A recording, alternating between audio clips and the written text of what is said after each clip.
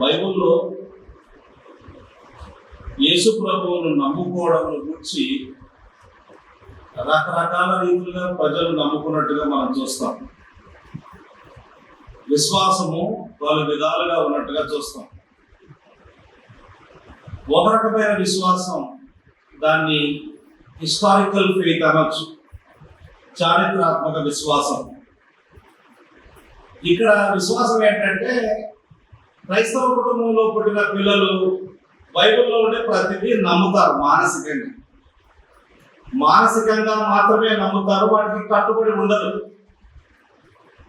దాన్ని historical faith అనొచ్చు, చారిత్రాత్మక విశ్వాసం. దయ్యాలకు కూడా ఉంటుంది ఆ విశ్వాసం. దేవుడు ఒక్కడే మీరు నమ్ముతున్నారు, ఆ వాళ్ళు నమ్మటం మంచిది, దయ్యములను నమ్మి వణకుచున్నది అన్నది. కనుక దానివల్ల ఒక రాజ్యం చేరదు.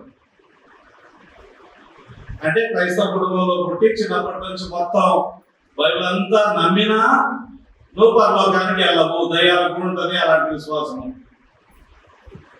రెండవ రకమైన విశ్వాసం ఉద్రేకపూరిత లేదా తాత్కాలిక విశ్వాసం, temporary faith or emotional faith.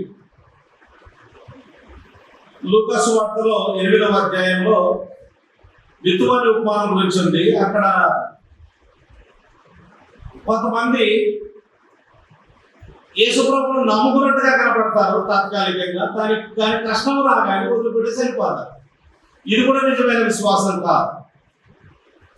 సంతోషంతో అంగీకరించేది, అంటే సంతోషంతో వాక్యాన్ని అంగీకరించేది కేవలం విశ్వాసాలు మాత్రమే కాదు, అవిశ్వాసాలు కూడా అంగీకరించగలుగుతారు పైన. కనుక కొంతమంది దేవుని వాక్యాన్ని విన్నప్పుడు నేను యేసుప్రభువును నమ్ముకుంటా అని అప్పుడు ఉద్రేకంతో ఏదో తీర్మానం చేస్తారు. తీరా చూస్తే నా లోలైన తర్వాత ఇక యేసుని నమ్మడించారు. ఇది కూడా సరైన విశ్వాసము కాదు. రాతి నేలలో పడిన విత్తనం లాంటి విశ్వాసం లేదు. మూడవ రకమైన విశ్వాసం అద్భుతముల ఆధారిత విశ్వాసం అంటారు. అంటే అద్భుతాలను చూసి, సూచక్రియలను చూసి, యేసుప్రభువు ఎవరెవరికి పలానా పిల్లలు ఇచ్చాడట, లేదా పలానా వాళ్ళకు రోగం తీసేశాడట, వ్యాధి పోయిందట, కష్టం పోయిందట, వాళ్ళ వ్యాపారం యేసుప్రభువును నమ్ముకున్నప్పుడు వచ్చి వ్యాపారం బాగా సాగుతుందట, కాబట్టి దాన్ని చూసి యేసుప్రభువును నమ్ముకోవడం. ఈరోజు ఒక వ్యక్తిని మనము కూర్చొని ధ్యానం చేసుకోబోతున్నాము. ఆ వ్యక్తికి ఇలాంటి విశ్వాసం ఉంది. It's called a sign faith, not a saving faith. అంటే సూచనలు చూసి, అద్భుతాలు చూసి, దేవుడు చేసే గొప్ప కార్యాలను చూసి నమ్మినట్టుగా అనిపిస్తుంది. వీళ్ళకు నమ్ముతారు వాటిని, కానీ నిజంగా యేసు ప్రభు ఏమై ఉన్నాడో, ఏమి కోరుతున్నాడో, ఏమి డిమాండ్ చేస్తున్నాడో ఆ విషయాలన్నీ తెలుసుకున్న తర్వాత వాళ్ళు మా బుద్ధి అని అంటారు. అలాంటి ఒక వ్యక్తిని గురించి మనం ఈరోజు నేర్చుకుందాం. యోహాను సువార్త 3వ అధ్యాయం 1 నుంచి 21 వరకు ఒక భాగం. ఇది చెప్పాలి అంటే 1 నుంచి 21 వరకు. కానీ మనము అంత భాగాన్ని ధ్యానం చేసుకోవడం కష్టం. అంచేత మనము చాలా విషయాలు ఇందులో ఉన్నాయి కాబట్టి నిదానంగా ధ్యానం చేసుకోబోతున్నాం. ఈ రోజు మటుకు మనము 9 వచనాలు మాత్రమే చదువుదాం. 3వ అధ్యాయం 1వ వచనం. యూదుల అధికారి అయిన నికోదేమును పరిసయ్యుడు ఒకడు ఉండెను. అతడు రాత్రి యందు ఆయన ఎదురు వచ్చి, బోధకుడా, నీవు దేవుని ఎదురు వచ్చిన బోధకుడు అని మేము ఎరుగు. దేవుడు అతనికి తోడై ఉంటేనే కానీ నీవు చేయించున్న సూచక్రియలు ఎవడు నువ్వు చేయలేదని ఆయనతో చెప్పాను. అందుకు యేసు అతనితో, ఒకడు కొత్తగా జన్మించితేనే కానీ అతడు దేవుని రాజ్యమును చూడలేడని నీతో నిశ్చయముగా చెప్పుచున్నాను అనెను. అందుకు నికోదేము, ముసలివాడైన మనుషుడు ఎలాగూ జన్మింపగలడు? రెండవ మారు తల్లి గర్భమందు ప్రవేశించి జన్మింపగలడా అని ఆయనను అడగగా యేసు ఇట్లనెను, ఒకడు నీటి మూలముగాను ఆత్మ మూలముగాను జన్మించితేనే కానీ దేవుని రాజ్యంలో ప్రవేశింపలేడని నీతో నిశ్చయముగా చెప్పుచున్నాను. శరీర మూలముగా జన్మించినది శరీరమును, ఆత్మ మూలముగా జన్మించినది ఆత్మయున్నది. మీరు కొత్తగా జన్మింపవల్లని నేను నీతో చెప్పినందుకు ఆశ్చర్యపడవద్దు. గాలి తనకి ఇష్టమైన చోటను విసురును, నీవు దాని శబ్దము విందువే కానీ అది ఎక్కడి నుండి వచ్చునో ఎక్కడికి పోవునో నీకు తెలియదు. ఆత్మ మూలముగా జన్మించిన ప్రతి వాడును అలాగే ఉన్నాడనను. అందుకు నికోదేము ఈ సంగతులు ఎలాగ సాధ్యములని ఆయనను అడగగా. ఇతరులతో మనము ముగించుకుందాం. ఇది దేవుని వాక్యము. దేవుడు తన వాక్యాన్ని మన వెలుగులో దీవించుగాక. 3 రకాలైన విశ్వాసాలు సరైనది కాదు అని చెప్పాడు. ఒకటి, మనం చారిత్రాత్మక విశ్వాసం లేదా కేవలము బైబిల్లో ఉండే సత్యాలను మానసికంగా నమ్మి ఆధ్యాత్మికంగా కట్టుబడి ఉండకపోతే అది రక్షించే విశ్వాసం కాదు. Giving mental assent to the doctrinal truths of the Bible, but not committing yourself to those truths. That's not saving faith. రెండవది, తాత్కాలిక ఉద్రేకపూరిత విశ్వాసం. అప్పటికప్పుడు ఏదో అనిపించింది, యేసుప్రభు నమ్ముకోవాలనిపించింది, నమ్ముకున్నట్లుగా అనిపించింది కూడా, నువ్వు సంతోషంగా దేవుని వాక్యాన్ని విన్నావు, కానీ యేసుప్రభువుకు నమ్ముకున్నందువల్ల కష్టాలు రాగానే అమ్మో యేసుప్రభుని నమ్ముకుంటే ఎలా ఉంటుందని వద్దనుకున్నావు. అది రెండవది, అది తప్పు. మూడవది, ఇదిగో ఈయనకున్న విశ్వాసము, ఇది తప్పు. 4వ విశ్వాసం ఏంటంటే రక్షించే విశ్వాసం, saving faith. What does that mean? అది ఎలా ఉంటుంది? ఈ లేఖన భాగాన్ని ధ్యానం చేస్తూ ఉంటే మనకు ఆ విషయాలు అర్థమవుతాయి. ఎందుకు నేను ఆ విధంగా అన్నాను అని అంటే దానికి ఒక కారణం ఉంది. చూడండి, 2వ అధ్యాయంలో ఈ విధంగా రాయబడింది. 25వ వచనం, 24, అయితే 24, 25. అయితే యేసు అందరినీ ఎరిగినవాడు. ఇంకా అంతకంటే ముందు కూడా చదవాలి. 23, ఆయన పస్కా పండుగ సమయంలో యెరూషలేములో ఉండగా ఆయన ఆ పండుగలో అనేకులు ఆయన చేసిన సూచక క్రియలను చూచి ఆయన నామమందు విశ్వాసం వచ్చింది. They trusted in his name అనుంది. అయితే యేసు అందరినీ ఎరిగిన వాడు గనుక ఆయన తన్ను వారి వశము చేసుకొనలేదు. They trusted in his name, but he did not entrust himself to them. అది ఎగ్జాక్ట్ ట్రాన్స్లేషన్.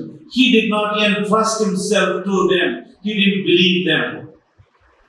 ఎందుకు అంటే ఆయన మనుషుని ఆంతర్యమును ఎరిగిన వాడు గనుక ఎవడును మనుషుని గురించి ఆయనకు సాక్ష్యం ఇయ్యనక్కరలేదు. మ్యాన్ అని రాస్తూ ఏ మనుషుని గురించి ఏ వ్యక్తిని గురించి ఆయనకు సాక్ష్యం ఇయ్యనక్కర్లేదు, ఎందుకంటే ఆయనకు తెలుసు. అంటే ఇంగ్లీష్ లో ఎలా ఉందంటే 3వ వచనంలో, now there was a man of the Pharisees.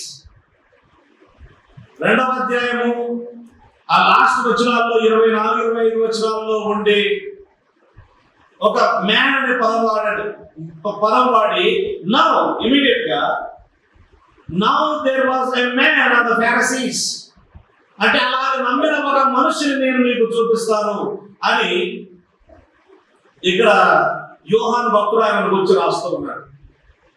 సూచక క్రియలను చూసి యేసుప్రభువును నమ్మిన వాళ్ళు, అద్భుతాలను చూసి యేసుప్రభువును నమ్మిన వాళ్ళు, ఏదో నీ జీవితంలో ఏదైనా మేలు జరిగితే ఆ మేలును చూసి యేసుప్రభువును నమ్మిన వాళ్ళలో ఒకరిని మీకు పరిచయం చేస్తాను అని ఆ వ్యక్తిని గురించి ఇక్కడ పరిచయము చేస్తూ ఉన్నాడు.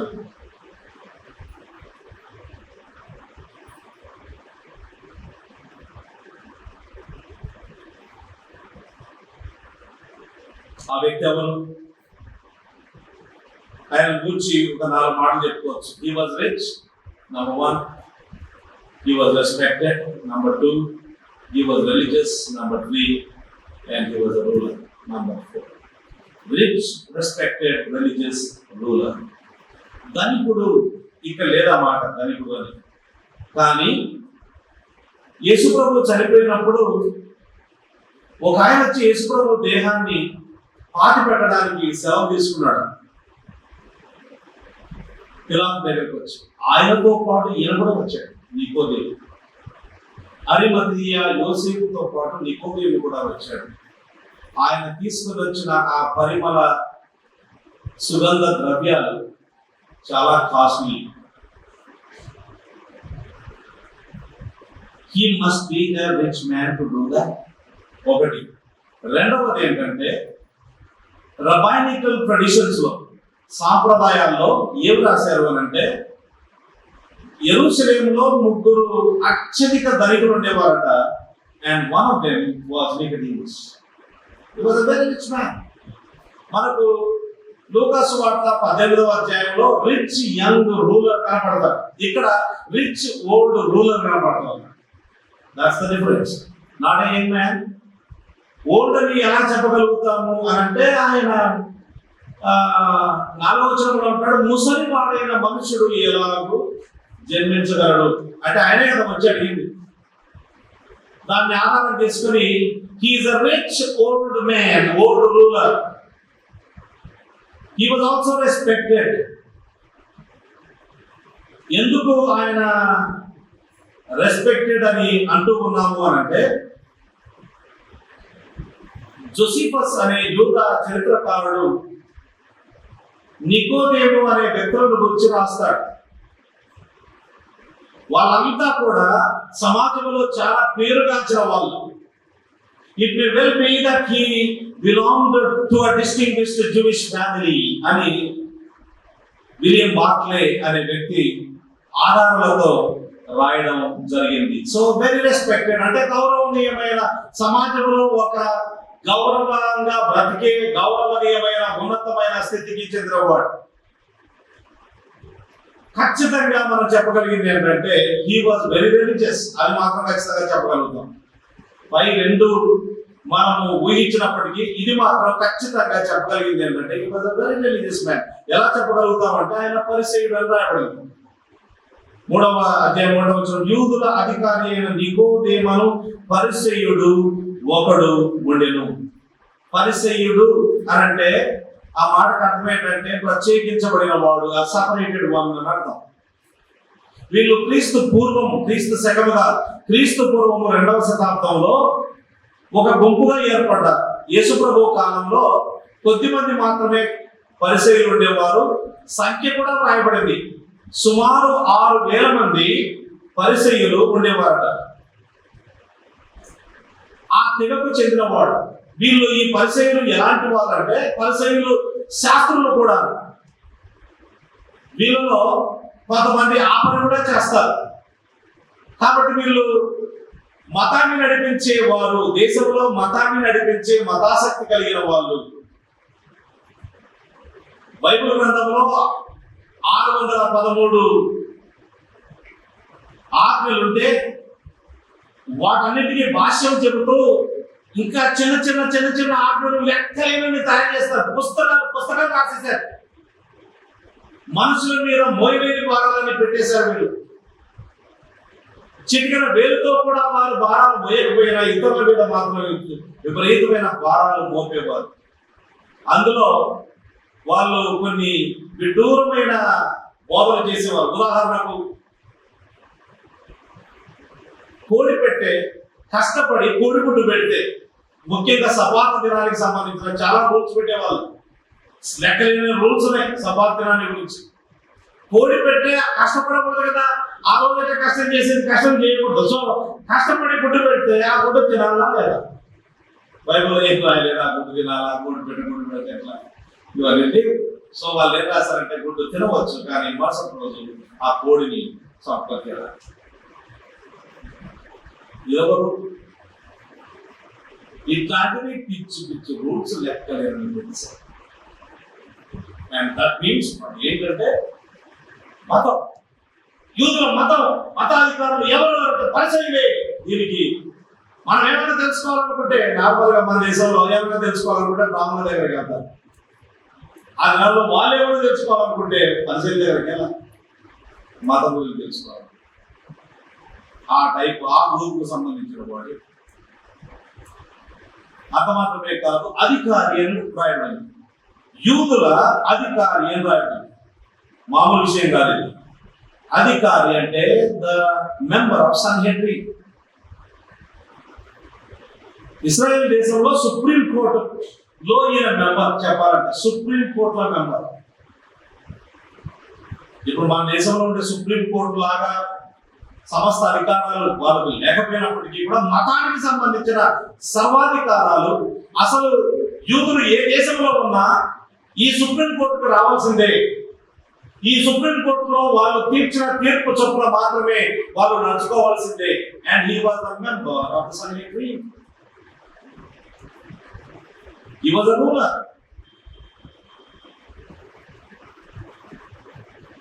It had a religious jurisdiction over every Jew in the world. అందులో 70 మంది సభ్యులు ఉంటారు. ఆ సభ్యుల్లో ఒక సభ్యుడు ఈయన. ఇమాజిన్ సుప్రీం కోర్టులో 70 మంది ఉంటే 70 మందిలో ఈయన ఒకడు అని అంటే ఎంత గొప్ప. అసలు ఈయన యేసు దగ్గర రావడం లేదు. Let's give him credit. అవునా కాదా? ఇలాంటి వ్యక్తి, ఒక ధనికుడు, బాగా పేరుగాంచిన కుటుంబంలో పుట్టినవాడు, మతంలో ఇంకా అపోస్తలుడైన పౌలు చెప్తాడే ఫిలిప్పీ పత్రిక 3వ అధ్యాయం 3వ వచనం నుంచి తాను వివరిస్తాడు. ఎలా ఉండేవాళ్ళో, యేసుప్రభువుని నమ్ముకోకముందు నా పరిస్థితి ఎలా ఉండేదో అని వివరిస్తాడు. He could easily say that. ఈ నికోదేము చాలా తేలిగ్గా చెప్పగలడు. అది మాత్రమే కాదు, he was also a teacher of Israel. Greek లో అక్కడ డెఫినెట్ ఆర్టికల్ రాశారు. అంటే he was a recognized teacher in Israel. ఎవరైనా ఏదైనా తెలుసుకోవాలి, మతానికి సంబంధించిన ఏదైనా తెలుసుకోవాలంటే they should come and listen to him. A very prominent person. ఇలాంటి వ్యక్తి ఒకరోజు యేసు ప్రభు దగ్గరికి వచ్చాడు. రాత్రి వేళ వచ్చాడు. 2వ వచనంలో చూడండి. అతడు రాత్రి యందు ఆయన యొద్దకు వచ్చి యేసు ప్రభు దగ్గరికి వచ్చాడు. రాత్రి వేళ ఎందుకు వచ్చాడు మనకైతే తెలియదు. ఇక్కడ ఎందుకు వచ్చాడు? ఒకటి, జాగ్రత్తగా ఉండడం కోసం వచ్చి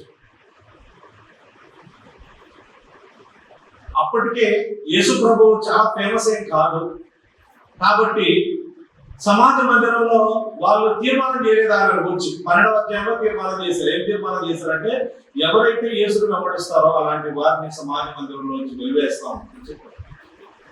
ఇప్పుడు ఇది ఆయన పరిచయం ప్రారంభంగా జరిగింది. అంచేత ఇంకా అది అంత స్థితి లేదు. యేసు ప్రభువుని వెంబడిస్తే ఖచ్చితంగా సమాజ మందిరంలో వెలివేస్తారు అనే పరిస్థితి లేదు. కానీ he wanted to be cautious. ఎందుకైనా మంచిదే. ఇంత ప్రాముఖ్యమైన వ్యక్తి కదా, ఇశ్రాయేలులో బోధకుడు కదా. మరి అలాంటి వ్యక్తి వచ్చి తాను తెలియని విషయాలు ఇంకొకరి దగ్గర, అందులో ఒక యవనస్తుడి దగ్గరకు వచ్చి నేర్చుకోవడానికి. యేసుప్రభు యవనస్తుడు. He was 30 years old. 30 సంవత్సరాల వయసు ఆయనకు. కనుక యవనస్తుడి దగ్గరకు వచ్చి నేర్చుకోవడం ఏంటి? మా సమాజం ఏమనుకుంటుంది ఇలాంటివి ఉంటే నార్మల్ గా. సో కాషియస్ గా, చాలా జాగ్రత్తగా ఉండడం కోసమని అనవసరమైన ఇబ్బందుల పాలు కావడం రాకపోతే వస్తే సరిపోతులే అని అనుకుని ఉండొచ్చు. మనం ఊహిస్తున్నాం. రెండవది, ఎందుకు రాత్రి వేళ వచ్చాడు అని అంటే ఇంకో విషయం ఏంటంటే, ఆ దినాల్లోనంట రబ్బీలు అంటే బోధకులు, they declared that the best time to study the law was at night when it could be done undisturbed. రాత్రి వేళ ధర్మశాస్త్రాన్ని పఠిస్తే నిశ్శబ్దంగా ఉంటుంది. ఎవరు మనల్ని డిస్టర్బ్ చేయరు కాబట్టి అలాంటి సందర్భంలో ధర్మశాస్త్రాన్ని అధ్యయనం చేయాలి, జ్ఞానం చేయాలి అని ఆనాటి రబ్బీలు చెప్పేవారు. అంచేత he wanted probably uninterrupted discussion with the Lord Jesus Christ. ఏమో ఆ ఉద్దేశం చేత యేసు ప్రభు దగ్గరికి వచ్చాడు. ఇన్ఫాక్ట్ ఇక్కడ రూలర్ అనే మాట, అధికారి అనే మాట రబానికల్ లిటరేచర్ లో గ్రేట్ మ్యాన్ ఆర్ ప్రిన్స్ అని కూడా తర్జుమా చేయొచ్చు. ఒక రాజు, prince and a great man came to Jesus Christ by night. చాలా గొప్ప వ్యక్తి యేసు ప్రభు దగ్గరికి రాత్రి వేళ రావడం జరిగింది. అంతవరకు బాగానే ఉంది.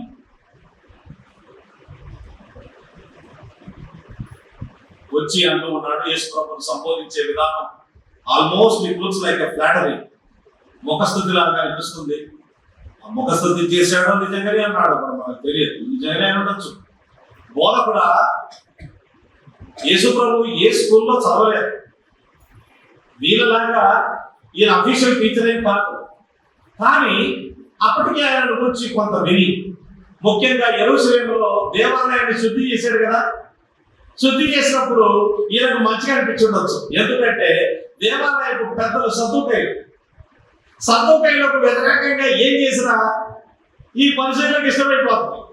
కనుక ఒక పరిచయుడిగా బలా మంచి చేసావు, ఓ యేసు చాలా మంచి చేసావు నువ్వు అని మెచ్చుకొని ఆయన దగ్గరికి వచ్చి ఆయన చెప్పే మాటలు కూడా చాలా అధికారంతో కూడినవిగా కనపడినందువల్ల బోధకుడా అని ఆయనను పిలవడం జరిగింది. బోధకుడా, నీవు దేవుని యొద్ద నుండి వచ్చిన బోధకుడు అని మేము ఎరుగుదుము. నేను ఎరుగుదుము కాదు, మేము ఎరుగుదుము అంటే ఆయన వెనుక ఒక గుర్తుందేమో, లేదా రహస్యంగా ఆయన గురించి కొంతమంది అలా తర్వాత తలస్తూ ఉన్నారో ఏమో. వాళ్ళకు ప్రతినిధిగా ఆయన వచ్చి యేసు ప్రభుతో మాట్లాడుతున్నాడు. We know that you came from God. నీవు దేవుని యొద్ద నుండి వచ్చిన బోధకుడు అని మేము ఎరుగుదుము. ఎందుకంటే కారణం చెప్పాడు. ఎందుకంటే దేవుడు అతనికి తోడై ఉంటేనే కానీ నీవు చేస్తున్న సూచక క్రియలను ఎవడునో చేయలేడు. సూచక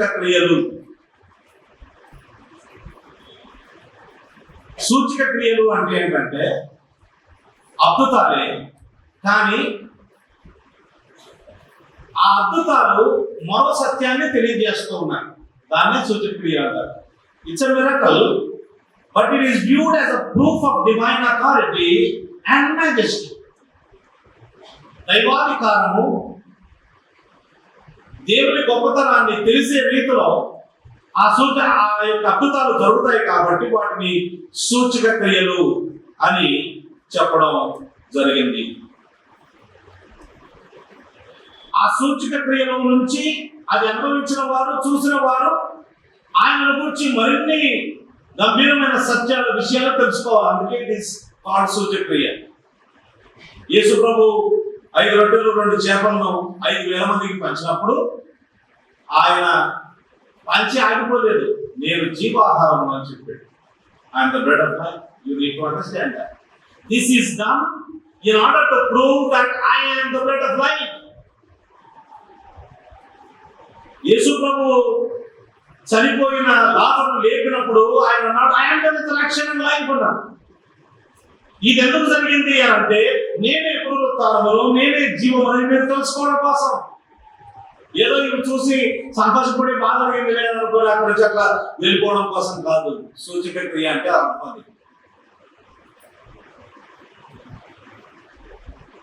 ఇక్కడ ఆయన అంటూ ఉన్నాడు, ఆయన చెబుతూ ఉన్నాడు చాలా స్పష్టంగా, సూచక క్రియలను చూసి యేసు ప్రభువును గమనించాడు. ఆ విశ్వాసం సరిపోదు. అలా ఆయన సూచక క్రియలను చూసి ఆకర్షితులై ఆయన దగ్గరికి చాలా మంది వచ్చారు. యేసు ప్రభువు కాలంలో ఆ దేశంలో నుండి ఆయన వ్యాధులన్నింటినీ వెళ్ళగొట్టాడా, దయ్యాలన్నింటినీ వెళ్ళగొట్టాడా అన్నంత గొప్పగా సూచక క్రియలు చేశాడు.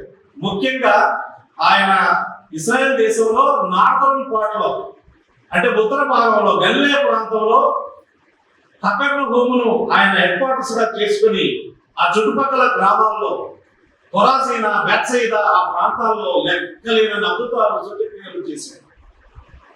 అయినా వాళ్ళు యేసు ప్రభువును విశ్వాసం ఉంచలేదు. ఈ దినాల్లో ఇలాగ యేసు ప్రభువును వెంబడించే వారు కోకొల్లలు.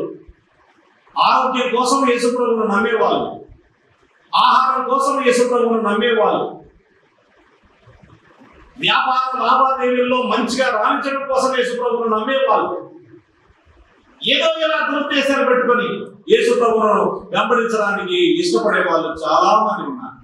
పూర్వకాలంలో అట జర్మనీ దేశంలో చర్చికి వెళ్ళడం ఒక ఘనతరట. So all gentlemen will go to the church. It was a kind of, అంటే ఎవరైనా నువ్వు గొప్ప వ్యాపారి అనుకోండి, you should show up yourself in the church. చర్చిలో కనపడాలి. కార్ల్ మార్క్స్ ఓ యూదుడు, వాళ్ళ నాన్న ఒక వ్యాపారస్తుడు. వాళ్ళు ఒక ఊరి నుంచి ఇంకో ఊరికి వెళ్ళినప్పుడు చర్చికి వెళ్ళడం స్టార్ట్ చేశాడు. వాళ్ళు ఎలా పెడుతుందో చర్చ్ అన్నాడు. అంటే ఈయనకేం అర్థం కాలేదు. మనం యూదులం కదా, చర్చికి వెళ్తాం, సమాజ మందిరానికి వెళ్తాం. మనం వెళ్ళమనంటే all gentlemen will go to the church. Business mandatory. All business people, we are going to meet in all business people in the church. We will do lot of business. కనుక బిజినెస్ కోసం చర్చికి వెళ్ళిన వాళ్ళు కొంతమంది పిల్లలకు సంబంధాలు చూడడం కోసం చర్చికి వెళ్తారు. కొంతమంది చచ్చిపోతే పాట పెట్టడానికి సమాజ స్థలం ఉండదు కాబట్టి చర్చికి వెళ్తారు. రకరకాల కారణాలతో యేసు ప్రభువును వెంబడించే వాళ్ళు ఉన్నారు. సరైన కారణాలతో ఆయన వెంబడించకపోతే ఆయన వారిని స్వీకరించాడు. ఇక్కడ ఈయన వచ్చి అవన్నీ చెప్పాడు, యేసు ప్రభువుని గురించి గొప్పగా చెప్పాడు. మనమైతే అనుకునే వాళ్ళ ఏం విశ్వాసం అంటే, బోధకుడా నీవు దేవుని ఎదురు నుండి వచ్చిన బోధకుడు పని నేను ఎదుగుతున్నాను. దేవుడు అతనికి తోడై ఉంటేనే కానీ నేను చేస్తున్న సూచక్రియలు ఎవరో చేయలేరన్న కానీ శబాస్ శబాస్ శబాస్ ఎంత అద్భుతం, నన్ను గురించి నీకు ఎంత మంచి అభిప్రాయం ఉందని మనమైతే చప్పట్లు కొట్టి ఆయన లేని నిలబెట్టించేది, అందరినీ ఆహ్వానించే వాళ్ళం. ఇప్పటి నుంచి మా చర్చకు రండి మీరు యేసు ప్రభు చెప్పాడు. యేసు ప్రభు ఆయన హృదయంలో ఏముందో తెలుసు ఆయన. ఇంతకుముందు మనం 2వ అధ్యాయంలో చూసాం కదా. అయితే యేసు అందరినీ 24 అందరినీ ఎరిగిన వాడు గనుక ఆయన తనను వారి వశము చేసుకోలేదు. ఆయన మనుషుని ఆంతర్యమును ఎరిగిన వాడు. ఏ వ్యక్తి ఏ హృదయంతో ఏ ఉద్దేశంతో ఆయన దగ్గరికి వస్తాడో ఆయనకు తెలుసు. ఎవరిని అంగీకరించాలో ఆయనకు తెలుసు, ఎవరిని తృణీకరించాలో ఆయనకు తెలుసు. యేసు ప్రభు ఓ కొల్లలుగా మనుషులను తృణీకరించాడు. నమ్మిన వారిని కాదనమనియు నెమ్మది నొసగిడి నా ప్రభుడమని నమ్మితి నీ పాదములను వాసిల్లిన సిలువలో పాపక్షమా. బాగుంది, నిజమే, అది కూడా సత్యమే. నా ఎదురు వచ్చి వారిని నేను ఎంత మాత్రమును త్రోసివేయన్నాడు. ఎలాంటి వారిని అంటే నిజంగా ఆయన చెప్పిన రీతిలో ఆయనను అంగీకరించే వారు ఆయన ఎదురు వస్తే ఆయన ఎట్టి పరిస్థితుల్లో త్రోసివేయడు. కానీ నీ సొంత అజెండా పెట్టుకొని నువ్వు యేసు ప్రభు దగ్గరికి వస్తే, just because my parents are going to the church, I will go to the church. నా తల్లిదండ్రులు చర్చికి వెళ్తున్నారు కాబట్టి నేను చర్చికి వెళ్తాను. నా భర్త చర్చికి వెళ్తున్నాడు కాబట్టి నేను చర్చికి వెళ్తాను. నేను మా అమ్మని అడిగాను, అంటే వాళ్ళకు చదువు రాదు కదా, మొరటి వాళ్ళు, విషయం తెలియదు. కాబట్టి నేను యేసు ప్రభుని నమ్ముకున్న తర్వాత మా అమ్మతో కూర్చొని నేను అడిగాను, నువ్వు యేసు ప్రభుని ఎట్లా నమ్ముకున్నావు అమ్మ చెప్పు అని అడిగాను. ఎలా నమ్ముకున్నావు? నాన్న యేసు ప్రభుని నమ్ముకొని సేవకుడైనందుకు ఊరికే ఆయన వెంట పోవాలి కాబట్టి బాగా నామకం. ఎప్పుడైతే నీ దారి మీదే నా దారి నాదే పిల్లలకి గోదావరి అన్నట్టుగా ఎవరు ఇష్టమైనట్టు వెళ్తున్నారు. కానీ పాతకాలం అట్ట కాదు, భర్తల దారిలోనే బాగా నడవాలంతే. కనుక నాన్న నమ్ముకున్నది వల్ల నువ్వు ఊరికెళ్ళి ఫీల్ అయినావా, ఎట్లా నమ్ముకున్నావు అని నేను నా మనసుకు తృప్తి కలిగేంత వరకు ఆమెను అడిగితే నాకు తృప్తి కలిగింది. నిజంగా మా మమ్మీ యేసు ప్రభువుని నమ్ముకుంది అని నమ్మకం. మా అమ్మ చనిపోయినప్పుడు నేనే వాక్యం చెప్పాను, నన్నే చెప్పమని అడిగాను. నేనే వాక్యం చెప్పాను. చాలా ఓవైపు దుఃఖంతో ఇంకోవైపు సంతోషంతో వాక్యం చెప్పాను. మా తల్లిని నేను పరలోకంలో చూస్తాను. ఎందుకోసం యేసు ప్రభు దగ్గరికి వచ్చి, జస్ట్ బికాస్ యూఆర్ క్రిస్టియన్ ఫ్యామిలీలో ఉంది కదా, ఎందుకోసం వస్తుంది? ఉద్దేశం ఏంటి? నీ హృదయాన్ని, నీ ఆంతర్యాన్ని దేవుడు నిన్ను అంగీకరించాలా, నిన్ను రిజెక్ట్ చేయాలా అన్నది ఆయన డిసైడ్ చేస్తాడు. అయితే అంతకంటే ముందు నిన్ను అంగీకరించాలంటే ఆయన పద్ధతిలో నేను ఆయన దగ్గరికి రావాలి. ఆ పద్ధతి ఏంటంటే యేసు ప్రభువు అన్నాడు, unless a man be born again, he will not see the kingdom of God. ఒకడు క్రొత్తగా లేదా పైనుండి జన్మించితేనే గాని లేదా తిరిగి జన్మించితేనే గాని అతడు దేవుడి రాజ్యమును చూడలేడు. ప్రవేశించడం పక్కన పెట్టండి, చూడడం వీరుగా. ఇక్కడ దేవుడి రాజ్యం అంటే వేల పరిపాలన కాదు. దేవుడి రాజ్యం అంటే పరలోకం. సింపుల్. నువ్వు పరలోకం చేరాలి అని అంటే నీవు తిరిగి జన్మించాలి. తిరిగి జన్మించాలంటే ఏంటి? మన దేశంలో తిరిగి జన్మించడం అంటే ఎట్లుంటుందంటే, ఇప్పుడు మనిషిగా పుట్టాం, ఎంత మంచి గత జన్మలో నీవు ఎంతో మంచిగా బతికింటే కానీ మానవ జన్మ రాదు.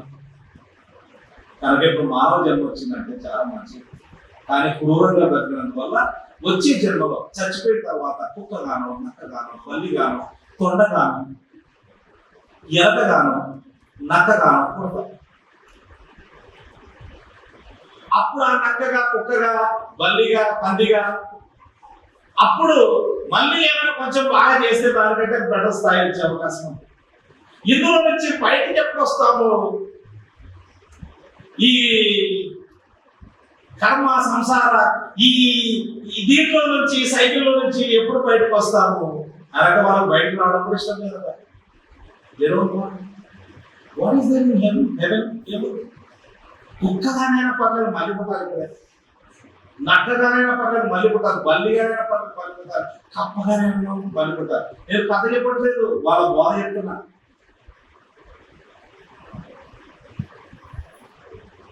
అట్లాంటిది లేదు బైబిల్లో. మనుషులు ఒక్కసారి మృతి చెందవలను, ఆ తర్వాత తీర్పు వచ్చాడు. బైబిల్లో ఒకటేసారి చావు. మనిషి జన్మ, కుక్క జన్మ, నక్క జన్మ, ఇట్లా లక్షల లక్షల జన్మ ఉండవు. మరి తిరిగి జన్మించడం అంటే ఏంటి?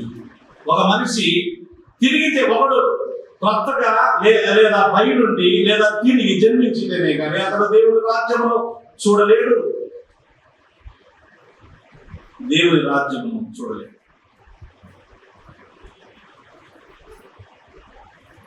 తిరిగి జన్మించడం గురించి కొన్ని మాటలు మనము ఇక్కడ చూడవచ్చు. నంబర్ 1 ఏంటంటే, ఈయనకు మతం తక్కువదా?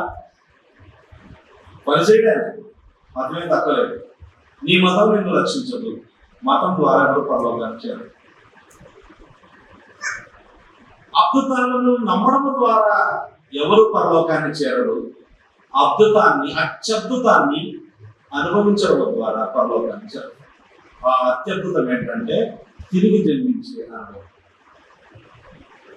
This is the miracle of the miracles. తిరిగి జన్మించడం అంటే ఒక వ్యక్తి పాత స్థితి ఎలా ఉండేది ఆ వ్యక్తిని పూర్తిగా కొత్త వ్యక్తిగా మార్చడం. ఇది మామూలు విషయం కాదు. దొంగను మార్చడం, వ్యభిచారిని మార్చడం, దగాకోరుని మార్చడం, మోసగాన్ని మార్చడం, నోరు తెలిస్తే బూతులు మాట్లాడి, కొంతమందికి మామూలు భాష రాదు తెలుసా, బూతులు మాట్లాడారు. నోరు తెలిస్తే బూతులు మాట్లాడేవాడు పరిశుద్ధంగా మాట్లాడేవాడిగా మార్చడం. ఇది మిరకల్ ఆఫ్ ద మిరకల్స్. అద్భుతాలకి అద్భుతం. ఇది అనుభవించితేనే కానీ ఎవరు కూడా దేవుడి రాజ్యంలో ప్రవేశించారు. దయ్యాలకు కూడా యేసుప్రభు అద్భుతాలు చేస్తాడని దయ్యాలకు కూడా తెలుసు. చూడండి మాట, మార్కు సువార్త 1వ అధ్యాయము, మార్కు సువార్త 1వ అధ్యాయం. మనమేం గొప్ప, నా దయాల కంటే ఏం గొప్ప లేదు. 23. ఆ సమయంలో వారి సమాజ మందిరంలో అపవిత్ర ఆత్మ పట్టిన మనుషుడు అప్పుడు నేను. అపవిత్ర ఆత్మ పట్టిన అంటే దయ్యం పట్టిన వాడు కూడా ఉన్నాడు. వాడు నజరేయుడగు యేసు, మాతో నీకేమి, మమ్ము నశింపజేయుటకు వచ్చినవా, నీవెవడవో నాకు తెలియను, నీవు దేవుని పరిశుద్ధుడు అని కేకలు వేసి ఇంకా పెద్దగా దయ్యాలు పెట్టున్నారు. చెప్పాలంటే ఈ దేవుడు పరిశుద్ధుడు అనే కాన్సెప్ట్ చాలా మంది క్రైస్తవులు కూడా లేదు.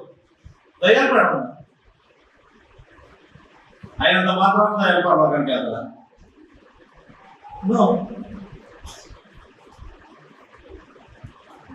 నూతన జన్మలో నీవు నూతన జీవము పొందుకుంటావు. అది ఇక్కడ మాట్లాడే విషయం. ఇక్కడ ఓ మాట ఉంది, you must be born again. 7వ వచనంలో మీరు కొత్తగా జన్మింపవాలని. మీరు మాత్రమే కాదు, మేము ఎరుగుదము అన్నాడే, అందరూ చెప్తూ ఉన్నాడు మీరు కొత్తగా జన్మించాలి. You must be born again. అంటే దాని అర్థం ఏంటి? ఏదో ప్రాబ్లం ఉంది అని అర్థం. ఏం ప్రాబ్లం ఉంది? తిరిగి జన్మించకుండా అలాగే అంటే ఈ శరీరరీతిగా జన్మించి ఇలాగే జీవించి, ఇంకా ఈ విధంగా చెప్పనివ్వండి, పుట్టినప్పటి నుంచి నీకు రోగం లేదు, బాధ లేదు, కష్టం లేదు, నేను ఎవరు తిట్టలేదు, నీవెవరితో ఒక మాట అనిపించుకోలేదు, అందరూ నిన్ను ప్రేమించారు, అందరూ నిన్ను గౌరవించారు, పుట్టినప్పటి నుంచి చనిపోయేంత వరకు కోరిందల్లా తిన్నావు, హ్యాపీగా ఉన్నావు, అంతా బాగుంది, కానీ చచ్చిపోయావు. ఆ తర్వాత నాకు అంటే ఇన్ని బాగున్నా, అన్నీ ఉన్నా ఇలాంటి జీవితం ఎవరు ఉండదు. పుట్టినప్పటి నుంచి మనల్ని ఎవరు తిట్టరా? మనకు రోగమే రాదా? మనం అందరూ గౌరవిస్తారా? నో. బట్ హైపోథెటికల్ గా అట్లా ఆలోచించిన అన్ని ఉన్న యేసు ప్రభువును నమ్మకుండా చనిపోతే, ఇదే ఒక్క జన్మ మాత్రమే కలిగి ఉండి అలాగే చనిపోతే నువ్వు ఎంత ఈ లోకంలో ఎంత మతాసక్తి కలిగిన వాడవు అని చెప్పబడినప్పటికీ, పరిసయ్యుడు అని పేరు పొందినప్పటికీ నీవు నరకానికి వెళ్తావు. నీవు దేవుని రాజ్యంలో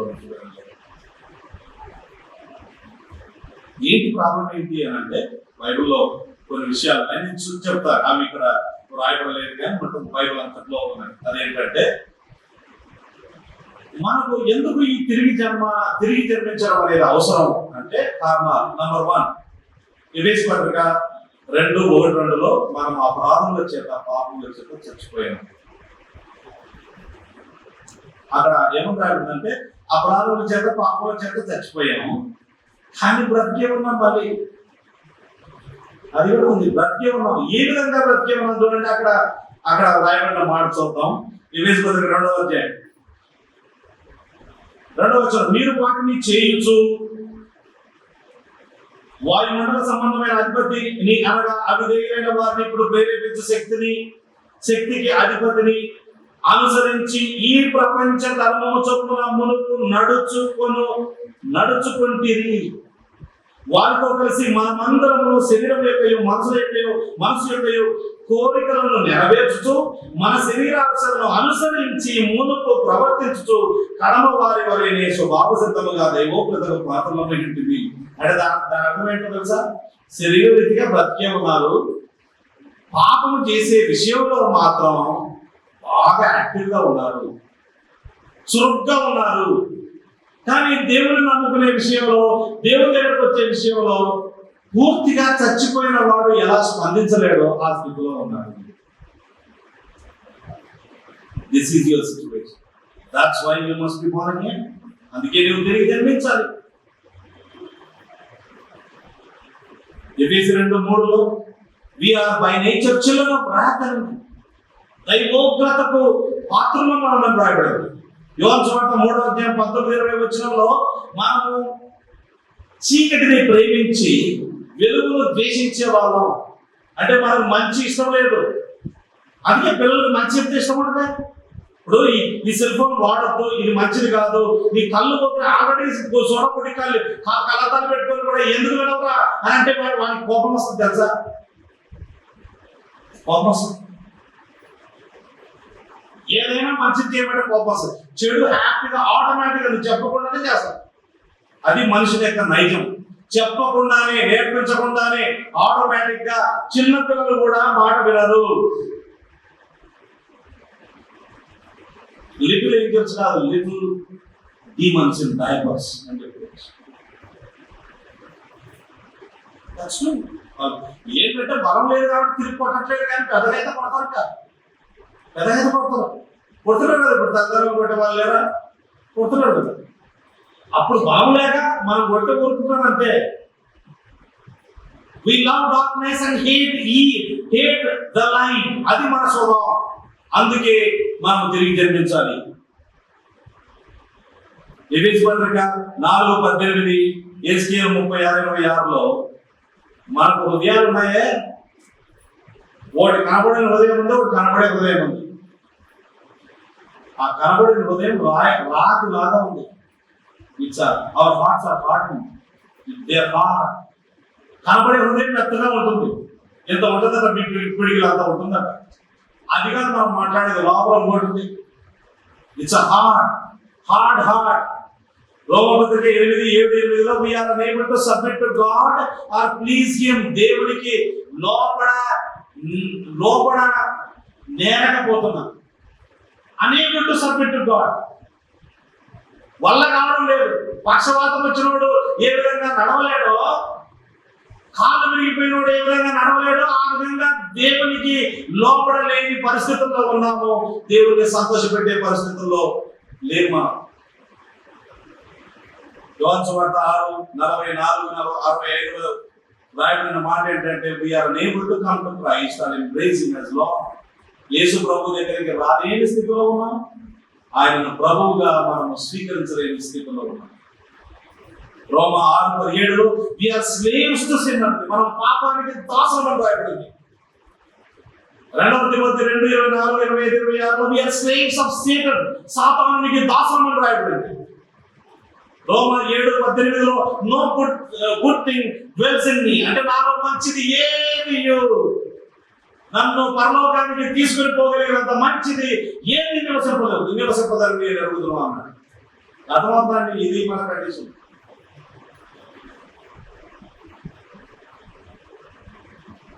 ఈ నూతన జన్మ కనుక మనకు లేకపోతే ఏం జరుగుతుందో తెలుసా? We won't have any saving faith but only unbelief. Only unbelief. Saving faith ఉండదు. నకిలీ విశ్వాసం ఉండొచ్చు. అది నకిలీ విశ్వాసమైన unbelief కి లెక్క. Only unbelief. We won't have justification but only condemnation. మనం నీతిమంతులంగా తీర్చబడము శిక్షా విధి కిందనే మనం ఉంటాం. ఇది లేకపోతే we won't be the children of God but the children of the devil. మనం దేవుని పిల్లలంగా ఉండలేము, దయ్యపు పిల్లలంగా సాతాను పిల్లలంగా ఉంటాం. యేసు ప్రభువును నీ సొంత రక్షకుడిగా ప్రభువుగా నీవు నమ్ముకోకపోతే ఎంత నష్టపోతాడండి. and then we won't bear the fruit of love by the Holy Spirit but only the fruit of death. పరిశుద్ధాత్మ ద్వారా ప్రేమ అనే ఆ ఫలాన్ని మనం ఫలించలేము. మరణ ఫలాలు మాత్రమే మనము ఫలించగలుగుతాం. We won't have eternal joy in fellowship with God but only eternal misery with the devil. దేవునితో నిత్య సంతోషం మనకు ఉండదు. సాతానుతో వారి దూతలతో నిత్య అగ్నిగుండములో నిత్యము నాశనం కావాలి. You understand? You look so good. చాలా అందంగా కనపడుతున్నారు, చాలా చక్కగా కనపడుతున్నారు, మంచి బట్టలు వేసుకుంటున్నారు, మంచిగా ఉన్నారు మనం. But you are not good on the inside. లోపల ఎవరు మంచి వాళ్ళు లేడు, నీతిమంతుడు లేడు, ఒక్కడు కూడా లేడు. మతం ఉండొచ్చు, పరిశీలనగా ఉండవచ్చు, ధర్మశాస్త్ర విషయంలో అన్నింటిను అంటే పైకి కనబడే రీతిలో నన్ను ఎవరైనా చూస్తే పైకి చూస్తే కనుక నేను అసలు ఒక్క పొల్లు సున్నా కూడా తగ్గిపోకుండా నెరవేరుస్తున్నానా అన్నంత మంచిగా నేను కనపడవచ్చు. blameless as to righteousness గా కనపడవచ్చు. బట్ దేవుడు మనుషుని ఆంతర్యం తెలియనవాడు. నీ హృదయాన్ని దేవుడు తెలియదు. హృదయం మోసకరమైనది, ఘోరమైన వ్యాధి. నీ హృదయంలో నీవు నూతన పరచబడ్డావా? నీ హృదయం యేసు ప్రభువుని ఎంబ్రేస్, ఆయనను కౌగిలించుకుని ఆయనను ఆస్వాదించి ఆయన అంగీకరించే మనసు ఉందా లేదా? That's why he said you must be born again. ఇక్కడ ఓ మాట చెప్పాలి, you must be born again అంటే కాంటెక్స్ట్ మనం అంతా చూసినప్పుడు it does not refer to the realm of moral duty. It is your duty to be born again కాదు ఇక్కడ. అంటే by all means see to it that you must be born again. ఏదో విధంగా నువ్వు ప్రయత్నం చేయి తిరిగి జన్మించడానికి కాదు. It is not talking about the moral duty. It is talking about the divine decree. అంటే ఇది నువ్వు చేసేది కాదు, నీ మీద చేయబడే పని. దేవుడు నీ మీద చేసే కార్యం ఇది. దేవుడే నిన్ను మార్చాలి, నిన్ను నువ్వు మార్చుకోలేవు. చిరుత పులి తన మచ్చలను మార్చుకోలేదు. నల్లని వాడు తనను తాను తెల్లగా చేసుకోలేడు. అంటే కూసు దేశకుడు తన రంగులు మార్చుకోలేడు. అవి మార్చుకోగలిగిన ఎడల కీడు చేయుటకు అలవాటు పడిన మీరు, అలవాటు పడాలంటే కీడు చేయడానికి అలవాటు పడిన మీరు మేలు చేయ, ఆ దినము మేలు చేయవలపడుతున్నారు. You cannot save yourself. You need God to save you. Only God can. You must be born again. Something has to happen to you. The Holy Spirit must plant in you.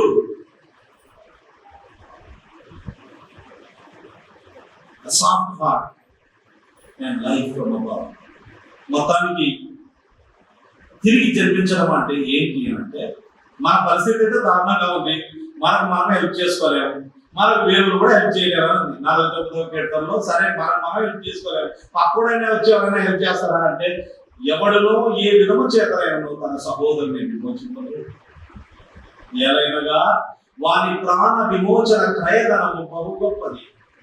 ఒక్క ఆత్మ లోక సంపాదన అంతటితో పోల్చిన ఆత్మనే ఎక్కువ విలువైనదని చెప్పాడు. ఒకడు సర్వలోకమును సంపాదించుకొని తన ప్రాణమును పోగొట్టుకునే వానికి ఏమీ ప్రయోజనం. అంటే ఏంటంటే క్లాసులో ఒక పల్లెంలో నీ ఆత్మ పెట్టి ఒకరి ఆత్మ పెట్టి ఇంకో పల్లెంలో సర్వలోక సంపదలన్నీ పెట్టిన ఆత్మనే ఎక్కువ బలం ఉంటుంది. అర్థమయ్యేటట్టుగా చెప్తున్నాను. అంత విలువైంది. ఎవరు చెల్లించగలుగుతారు? మళ్ళీ ఎవరు చెల్లించగలుగుతారు? ఎవరు సర్వలోక సంపద ఎంతో మంది దగ్గర పంచుకున్నారు. అంతా కూడా ఇంపాసిబుల్. ఇప్పుడు మామూలుగా ఆలోచన చేస్తే కూడా, ఊరికే కామన్ సెన్స్ ఆలోచన చేస్తే కూడా నోబడీకి ఎంతోగా ఎవరు చేయలేని పని. అందుకే దేవుడే నీ కోసమే పని చేశాడు. అందుకే కింద రాయబడింది 16వ వచనంలో, దేవుడు లోకాన్ని ఎంతో ప్రేమించి తన కుమారుని నీ కోసం పంపించాడు. నీకు రావాల్సిన శిక్షణ అంతటిని, నీకు చేసిన పాపాలకు రావాల్సిన శాపమంతా, శిక్ష అంతా ఎవరు భరించలేదు. ఊరికే బయట నుంచుకొని మంచి మాటలు చెప్తే, సద్బోధన చేస్తే, గురువుగా ఉండి సద్గురు వండి ఈయన మంచి మాటలు చెప్తాడండి. సద్గురువు ద్వారా నీకేమి లాభం కలగదు.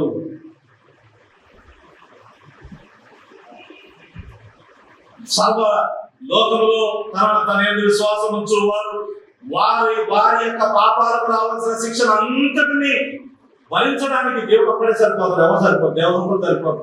అందుకే దేవుడే మానవుడిగా దిగి వచ్చి ఆ యేసు ప్రభు నీవు సాధించవలసిన నీతిని అందరినీ ఆయన తన జీవితంలో 33 సంవత్సరాలు సున్నా పొందు తక్కువ నీతిని సాధించి పరిశుద్ధంగా సాధించి ఆ తర్వాత మనకు రావాల్సిన శిక్షను ఆయన శిలువలో భరించి మనకు శిక్షణ.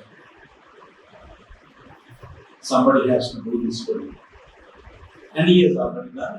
అప్పట్లో ఇంకా ఈ మాటలు నికోదేముతో యేసుప్రభు మాట్లాడుతున్నప్పుడు యేసుప్రభు జరుగుతుంది. ఇప్పుడు మనకంతా వెనక్కి తిరిగి చూసి అంతా తెలుసు.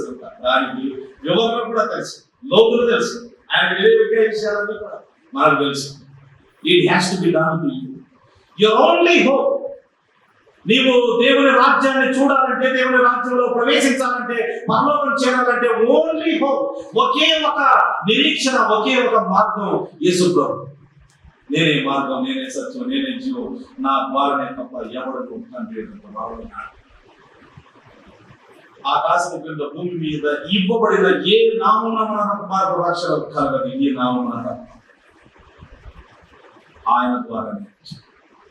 ఇక వేరే వాళ్ళ ద్వారా వేరే ఆప్షన్స్ ఏమైనా ఉన్నాయా, పాసిబిలిటీస్ ఏమైనా ఉన్నాయంటే అన్ని స్ట్రైక్ మాత్రం ఏది ఒక్కటి మాత్రమే మిగిలింది, యేసు ప్రభువే. అందుకే అపోస్తలుడైన పౌలు అంటాడు, యేసే మన నీతి, యేసే మన పరిశుద్ధత, యేసే మన విమోచనం, యేసే మన he is the hope of glory. Glorious hope.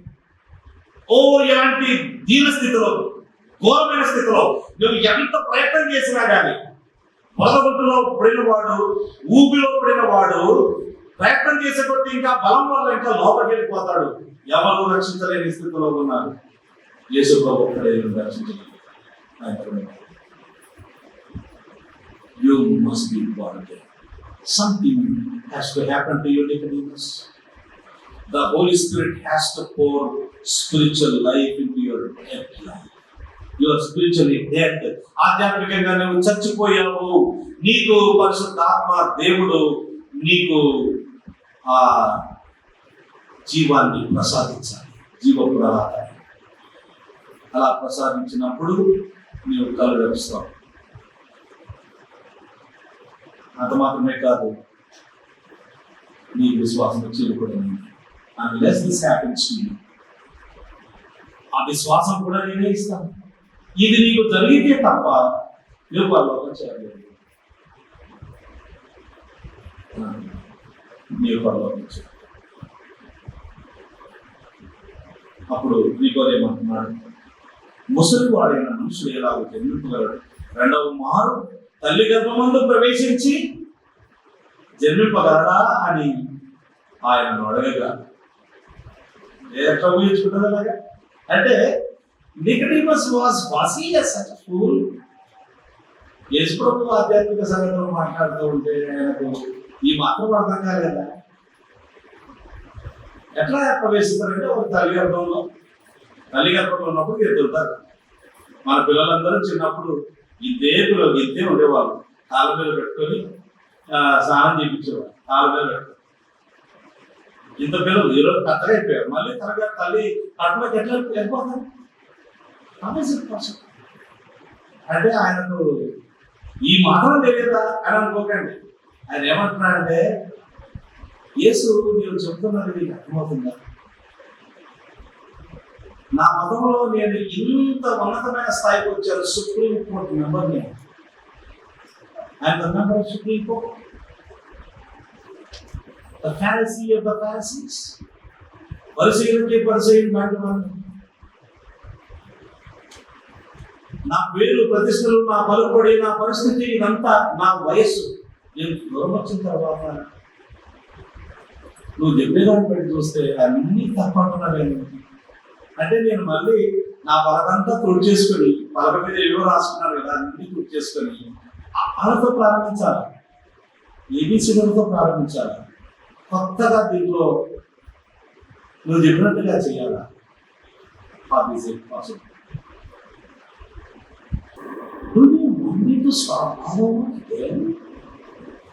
A B C D కొత్తగా నేను ఏబిసిడీలు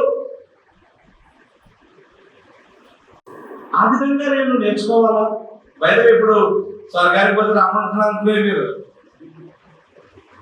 ఇది అంత భ్రమ. అర్థమైందని చెప్పేది. అందుకే బైబుల్లో ఉండే నరకం ఎట్లుంటుందో బైబుల్ చదివి తెలుసుకోవాలి. బైబుల్లో ఉండే పరమాత్మ ఎట్లుంటుందో బైబుల్ చదివి తెలుసుకోవాలి. నరకానికి పిక్నిక్ చదివి తెలుసుకోవద్దు. మీకు తెలుసా ఒక పుస్తకం ఉంది, నరకానికి పిక్నిక్.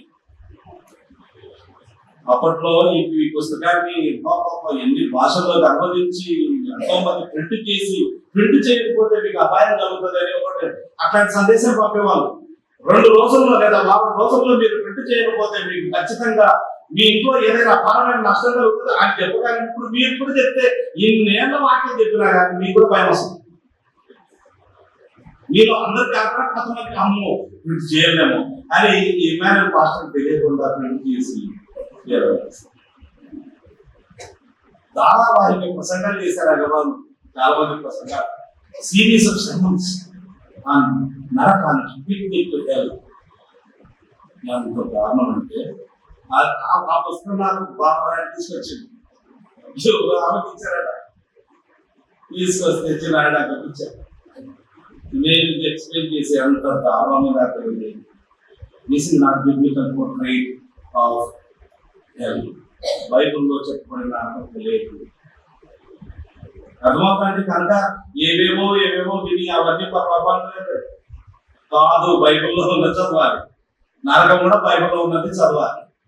ఆ నరకానికి వెళ్ళి నరకంలో స్ట్రైక్ చేసి క్లోజ్ చేసి ఒక ఆయన మా మామ చనిపోయాడు. ఏంటో మీరు పదే నరకం గురించి చెప్తారు, 10 మంది కలిసి దేవుడికి వ్యతిరేకంగా పోరాటం సరిపోదు అన్నాడు.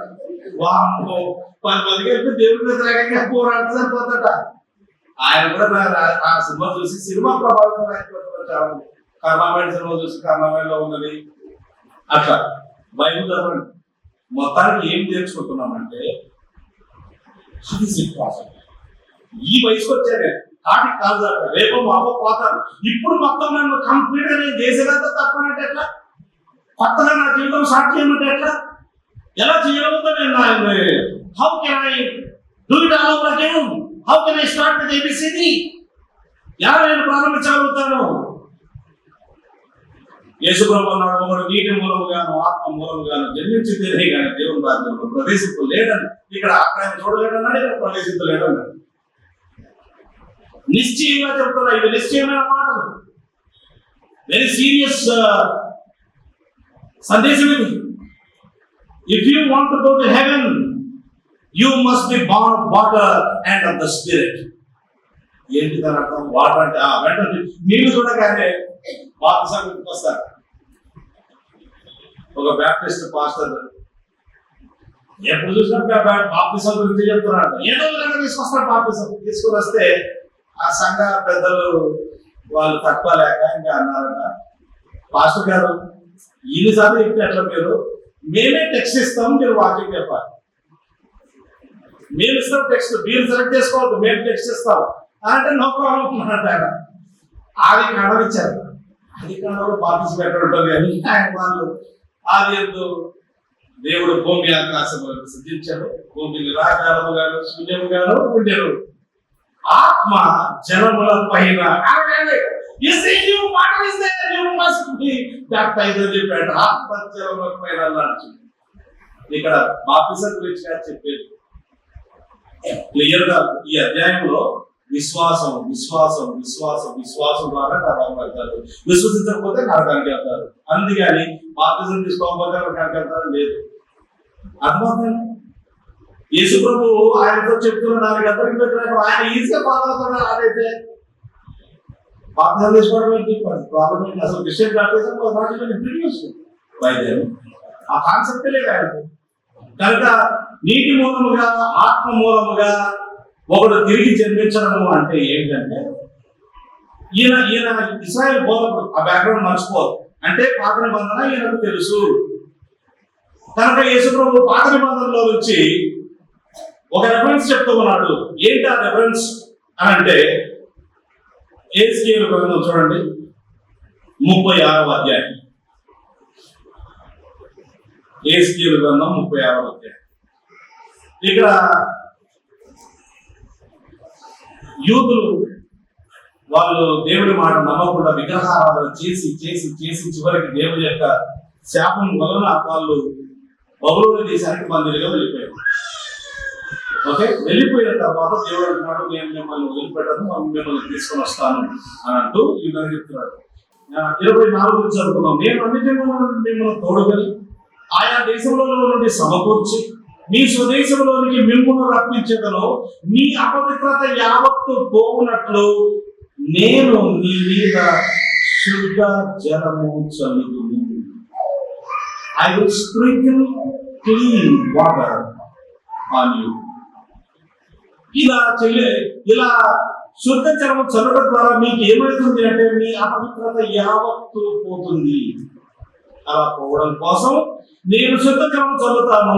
మీ విగ్రహం వల్ల మీకు కలిగిన అపవిత్రత అంతయు తీసివేసేదను. All your uncleanness has to be cleansed, has to be gone. నూతన హృదయం ఇచ్చాడు. నూతన స్వభావం. ఇక్కడ కొత్త జన్మ గురించి మాట్లాడుతున్నాడు. born again, born anew. నూతన హృదయం మీకు ఇచ్చేదను, నూతన స్వభావం మీకు కలగజేసేదను. రాతి గుండె నీరు నుండి తీసి మాంసపు గుండెను మీకు ఇచ్చాడు. నా ఆత్మ మీ యందు నుంచి నా కట్టడలను అనుసరించు వారిగాను నా విధులను గైకొన్న వారిగాను మిమ్మల్ని చేసేవాను. నీకో దేవుడు ఈ మాట్లాడుతున్నాను. అదేంటే యేసయ్య గ్రంథం 36:24 నుంచి 26 ఏమిటంటే if you want to be completely clean and if you want to live in your life, you need a cleansing from me. నా ద్వారా మీకు పవిత్రత కలగాలి. నా ఆత్మ మీలో ప్రవేశిస్తాడు. ఆ ఆత్మ మీకు నూతన స్వభావం కలగజేస్తాడు. ఆ పరిశుద్ధాత్మ ద్వారానే ఈ కార్యం మీలో జరుగుతూ ఉంది అని దీనివాడు. ఒకటి నీటి మూలముగా ఆత్మ మూలముగా తిరిగి జన్మించిపోయినవని అంటే ఏంటంటే పరిశుద్ధాత్మ దేవుడు ఆధ్యాత్మికంగా దేవుని విషయంలో చనిపోయిన స్థితిలో ఉన్న ఆ మనుషుల్లో ఆ ఆత్మ జీవము ప్రసాదించాడు. దేవుడైన యెహోవా ఒక మంటి ముద్ద తీసుకొని నరుని చేసి రూపము చేసి జీవవాయువును వారి నాసికారంలో జీవవాయువును బోధగా నరునికి something like that should happen on you. అది ఇది నీకు నిజంగా ఇది దైవ కార్యం. ఇది దైవ కార్యం అని ఆయన చెప్పి ఈ విధంగా అంటాడు. శరీరపూర్వంగా జన్మించినది శరీరం, ఆత్మపూర్వంగా జన్మించినది ఆత్మ. మనం మళ్ళీ ఆదికాండంలోకి వెళ్తే ప్రతి జంతువు కానీ పక్షి కానీ అది దాని అంటే స్వభావం చొప్పుననే దాని పిల్లలు కలగడం జరుగుతుంది. ప్రతిదీ కూడా యావత్తు according to hits own kind. ఇక్కడ కేవలం ఫిజికల్ గా మాత్రమే నీవు జన్మించి, అంటే ఒకసారి ఈ లోకంలో జన్మించి ఎంత మంచిగా బ్రతికి చచ్చిపోయినా ఆ మంచితనం దేవుడు నీవు చేసిన పాపాలను పరిహరించే మంచితనం అయితే కాదు. నీ నీతి అంతా కూడా దేవుని దృష్టిలో మురికి గుడ్డలాగా కనబడుతూ ఉంది అని యెషయా గ్రంథం 64:6 రాయడం. మురికి గుడ్డలు, పనికి మాలినటువంటి సమానం. కనుక నువ్వు చేసే మంచితనం అంతా అన్నదానం, భూదానం, గోదానం, వస్త్రదానం, ఆదానం, ఈ దానం, దేవదానం అని ఏం చేసినా కానీ నువ్వు పరలోకం చేయరు. ఇది నీ వల్ల ఏది కాదు. Everything will produce according to its own kind. And ఇక్కడ ఇదే రీతిగా మనం బ్రతికాలంటే సరిపోతే నువ్వు నాశనానికి వెళ్తావు. కానీ ఆత్మదేవుని ద్వారా తిరిగి జన్మిస్తే రెండవ జన్మ అని రాయబడింది. అంటే మనం చచ్చిపోయి మళ్ళీ మనం పుట్టాం. ఈ బ్రతికున్నప్పుడే మన జీవితం మార్చబడుతుంది.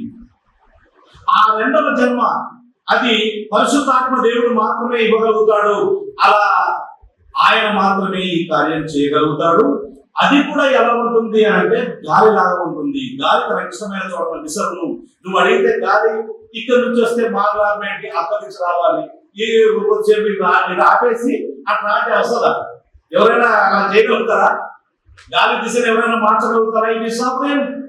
అంటే గాలి ఆ విధంగా తనకి ఇష్టమైన చోటకి తిరుగుతూ ఉంది, విసురుతూ ఉంది. దాని శబ్దం ఎందుకు కానీ ఎక్కడి నుండి వచ్చినా ఎక్కడికి పోకుండా నీకు తెలియదు. ఆత్మమూలంగా జన్మించిన ప్రతి వాడు అలాగే ఉన్నాడు అంటే అందుకు ఈ సంగతి రావు సాధ్యములని ఆయనను అడిగాడు.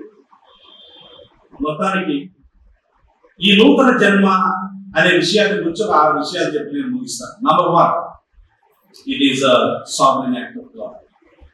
అంటే దేవుని సార్వభౌమాధికార క్రియ ఇది దేవుడే చేస్తాడు. దేవుడు మనుషుల మీద చేసేది తమంతట తాము ఇది జరిగించుకునే క్రియ కాదు. నీ అంతట నువ్వు పుట్టవు, నీ తల్లిదండ్రుల ద్వారా నేను పుట్టావు. అట్లనే దేవుడు నీలో కార్యం చేస్తే తప్ప నువ్వు తిరిగి జన్మించలేవు. చాలా వచనాలు మొదటి అధ్యాయం 12-13 వచనాలు, మొదటి యోహాను 5:1, యాకోబు 1:18 దేవుడే తన వాక్యము ద్వారా నిన్ను కన్నాడు అని రాయబడింది. దేవుడు కంటాడు. మనం కనుక్కోలేదు, కనలేదు.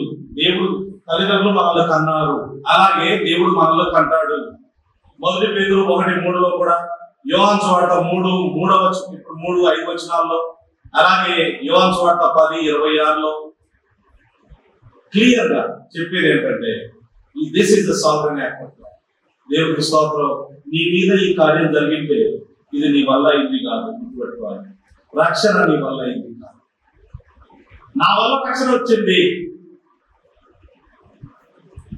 ఆర్మీనియన్ అంటాడంట, if a man can believe, he will believe. We have no question about he will believe అనేది. We have questions if a man can believe. We have questions like that. Can he believe? A dead person? చచ్చిపోయిన వాడు పాలు తాగలుగుతాడా? అన్నం తినగలుగుతాడా? చచ్చిపోయిన బిడ్డ తల్లి కంటే ఎత్తుకొని ఇంకా అంతకంటే ప్రేమ చూపించగలిగే వాళ్ళు ఎవరు? తల్లి గుండెలకు హత్తుకొని రోగిస్తే కూడా చచ్చిపోయిన బిడ్డ తిరిగేవారు. It is impossible. ఎవరైతే రక్షణ పొందారో you need to thank the lord. The work of the Holy Spirit has been brought upon you. It is the sovereign work of God, the Holy Spirit. అందుకే దేవుడికి వందనాలు చెల్లించాలి. రెండవది, God uses means. దేవుడు ఈ పని జరిగించడానికి మాధ్యమాలు వాడుకుంటాడు. ఆ మాధ్యమాలు ఏంటో తెలుసా? యాకోబు 1:18 ప్రకారం దేవుడి వాక్యమే మాధ్యమం. ఈ వాక్యము ద్వారా దేవుడు మనల్ని తిరిగి జన్మింప చేస్తాడు. అందుకే వాక్యం ప్రకటించబడుతుంది. అందుకే వాక్యం వినాలి. వినడం వల్ల విశ్వాసం కలుగుతుంది. యేసు ప్రభువుని గురించి చెబుతున్నప్పుడు వినాలి. వాక్యం లేకుండా ఎవరు రక్షణ పొందరు. పరిశుద్ధాత్మ దేవుడు తన వాక్యాన్ని మాధ్యమంగా వాడుకుంటూ ఉన్నాడు. ఆ వాక్యాన్ని 1 Peter 1:21 living and abiding word of God అని, జీవము కలిగిన నిత్యము ఉండే దేవుని వాక్యం అది. రోమపత్రిక 10:14, 1 కొరింథీ పత్రిక 4:15 ఇలా అనేకమైన వచనాలు ఏమవుతుందో తెలుసా? సువార్తికులు ఆ వాక్యాన్ని దగ్గర తీసుకొని వస్తారు. ఆ వాక్యాన్ని నమ్ము. దేవుడు తన ప్రజల ద్వారా దేవదూతలు వచ్చి మీకు వాక్యం చెప్పారు, పాస్టర్లు వాక్యం చెప్తారు, సువార్తికులు వాక్యం చెప్తారు, విశ్వాసులు సువార్తను ప్రకటిస్తారు. ఎవరో నీకు ప్రకటిస్తూ ఉండగా దేవుడు నీకు ఈ మాధ్యమాన్ని వినియోగించుకుని ఆయన దగ్గరికి రమ్మని చెబుతున్నాడు, ఆజ్ఞాపిస్తుంది. You must be born again. You will not enter into heaven without the word of God and without a teacher of the word of God. దేవుడు ఆ విధంగా వాడుకుంటాడు. అది ఆ ప్రీచర్ను వేల పుస్తక రూపంలో వాడుకోవచ్చు, పత్రిక రూపంలో వాడుకోవచ్చు, రకరకాల. మూడవది, regeneration makes us new men and women. ఈ నూతన జన్మ లేదా తిరిగి జన్మించడం అనేది మనల్ని కొత్త వారిగా చేస్తుంది. లోక అంతరంలో కాదా ఎవడైనా క్రీస్తునందునైనా వాడు నూతన సృష్టి. 2 కొరింథీ 5:17. క్రీస్తు యొక్క సారూప్యములోనికి మనము ఎదగడానికి స్టార్ట్ అవుతుంది, అప్పుడు ప్రారంభం అవుతుంది. చూడండి ఆ మాట ఎఫెసీ పత్రిక 4:24 వచనంలో చాలా స్పష్టంగా ఉంటుంది. ఎఫెసీ పత్రిక 4:24, నీతియు యథార్థమైన భక్తియు గలవారై దేవుని పోలికగా సృష్టింపబడిన నవీన స్వభావములు ధరించుకున్నవారైన. Regeneration makes us new people. యేసు ప్రభువును నమ్ముకున్నా కానీ నాలో మార్పు లేదు అంటే నీలో నిజంగా తిరిగి జన్మించిన అనుభవం లేదు. తిరిగి జన్మించాలి. నువ్వు పరలోకానికి వెళ్ళాలంటే జన్మించినావా అని అనుకోవడం కాదు, తిరిగి నిజంగా జన్మించాలి. 4వది, నూతన హృదయం వస్తుంది. పాత హృదయం ఏమో it is deceitful and sick. మోసకరమైనది, ఘోరమైన వ్యాధి కాదు పాత హృదయం. పాత హృదయం రాతి హృదయం. కానీ యేసుకేల్ గ్రంథం 36:26-27 మాంసం కూడా నిర్మిస్తారు.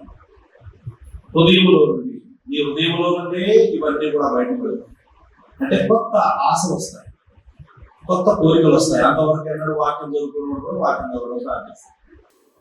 మార్పు వస్తుంది, హృదయంలో మార్పు రావాలి, నీ కోరికల్లో మార్పు రావాలి. ఇంతకుముందు దేనిని నీవు ప్రేమించావు, చీకటిని ప్రేమించావు, వెలుగును ద్వేషించావు. ఇప్పుడు వెలుగును ప్రేమించి చీకటిని ద్వేషిస్తావు.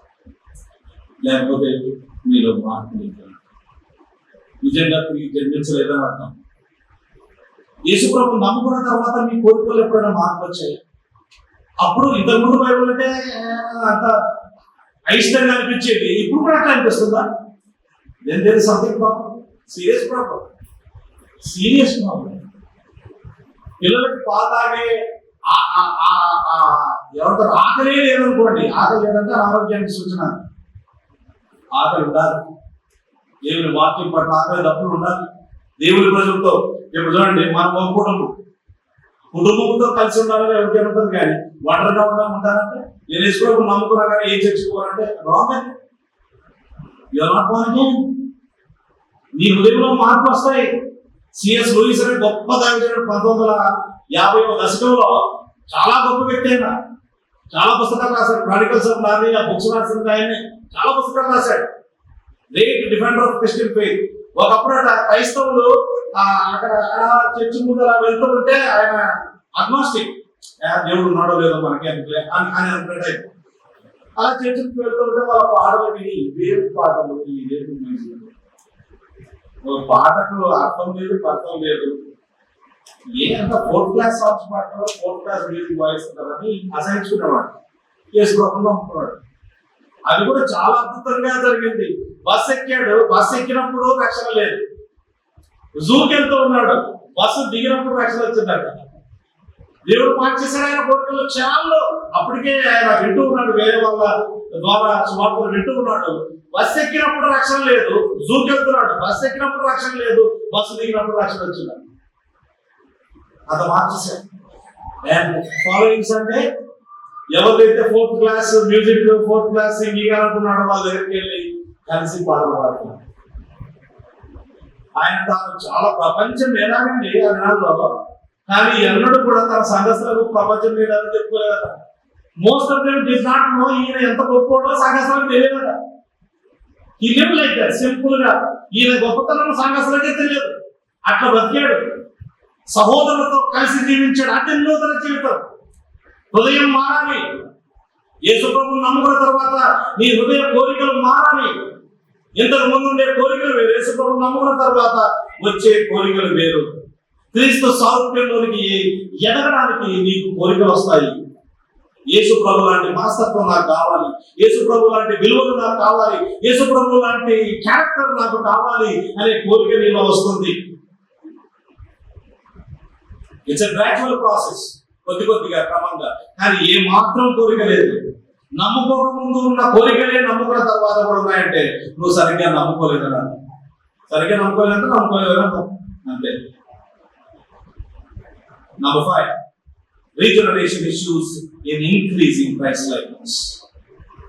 అంటే నువ్వు నిజంగా యేసుప్రభువుని నమ్ముకుంటే క్రీస్తు సారూప్యంలోనికి కొద్ది కొద్దిగా పరిశుద్ధాత్మ ద్వారా తన వాక్యాన్ని పరిశుద్ధాత్మ దేవుడు ఉపయోగించుకుంటూ ఉండగా ఆ వాక్యాన్ని వింటూ చదువుతూ నేర్చుకుంటూ నేను ఎలా బ్రతకాలి, ఎలా బ్రతకూడదు, ఇది దేవుడికి ఇష్టం, ఆయనకి ఇష్టమైన మార్గంలోనే నేను బ్రతుకుతాను, ఆయనకి ఇష్టం లేదు నాకు ఇష్టం లేదు, ఆయన ఇష్టం ఉన్నంత నాకు ఇష్టం అని ఆ విధంగా కొద్ది కొద్దిగా ఆ దిశగా వెళ్తాం. Last regenerations promise is consummated Christ presence.